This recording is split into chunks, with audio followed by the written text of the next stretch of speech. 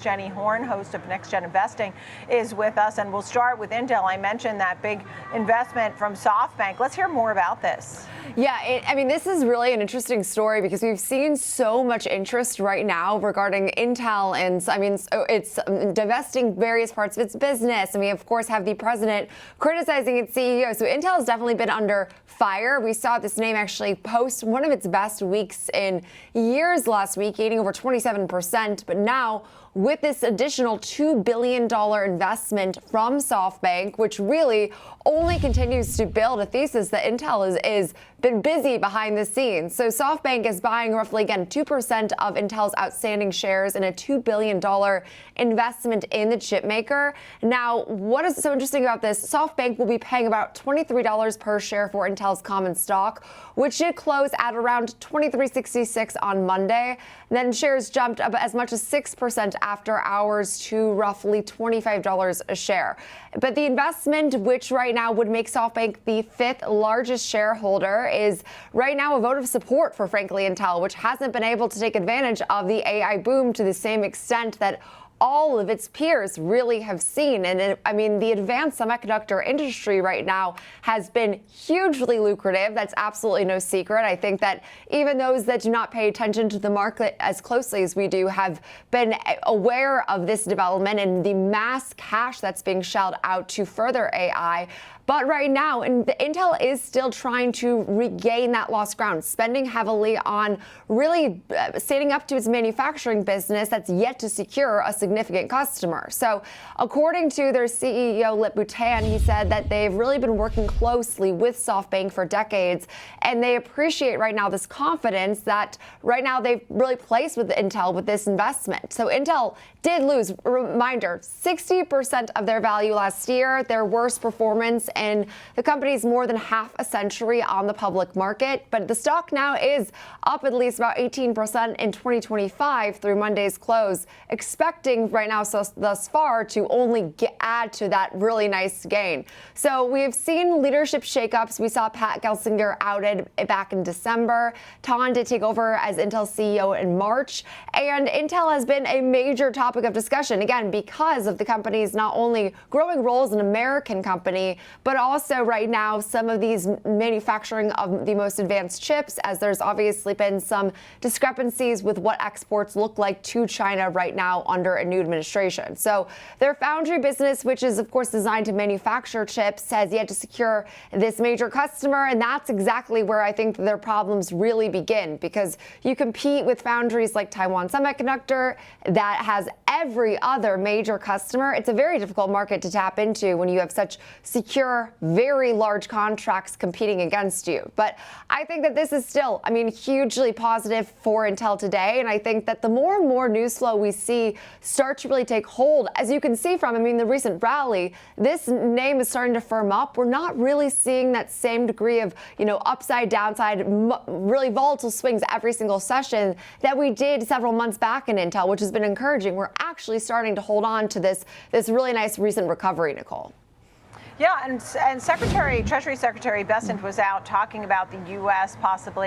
government possibly investing in Intel. It was something we heard last week, which gave it that boost. As you noted, it's been up about 20% this month now on this move.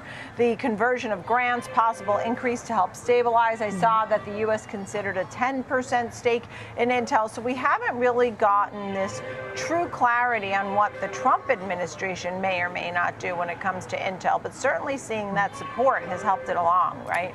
I mean, no, absolutely. And I think that that's also been it's a double-edged sword, because it's also been a major benefit. Well, you see, I mean, like, this was a company that was hugely beneficial under the Biden administration and the CHIPS Act, where we saw a ton of cash being poured into their developments in Arizona specifically. But now under the Trump administration, with some of that being sort of reshaped and reworked, he has been fairly critical of Tan with some of these ties to China and some of these basically foreign bodies that he has said that you need to basically like sever all those ties. And that created some degree of backlash. But I mean, it does seem like no matter what we hear from the president, he still has been meeting with Intel. Seemingly relationships have improved. And that's definitely something you want right now is Intel. You don't want to obviously have unneeded enemies when you've already been somewhat disappointing in your respective sector. And like, I mean, to the overall economy right now, Intel just has been disappointing at pretty much every turn. It's been several earnings periods of just lackluster, a lack of really enthusiasm from even Tom since he took over. So I think that that's also been a bit concerning when you were expected to see this massive turnaround under new leadership that has taken a bit longer to come to fruition. All right. Well, thank you for that. How about Nvidia? Because we're obviously hearing about more chips, the possibility of different AI chips for China.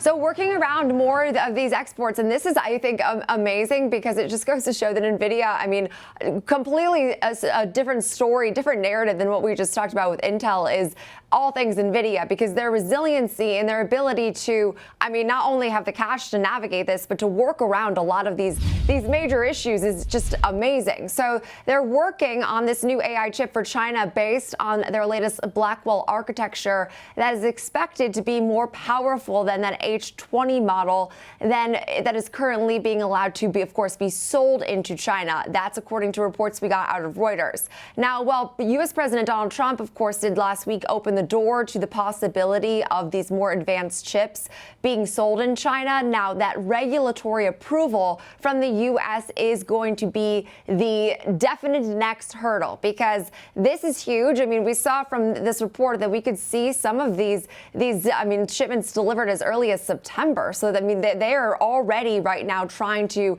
get this going as quickly as possible. Street does tend to like that. And I think the next major question mark is, first of all, what does then the regulatory green light look like for this process? Is the approval process going to extend beyond September, thus delaying some of these shipments?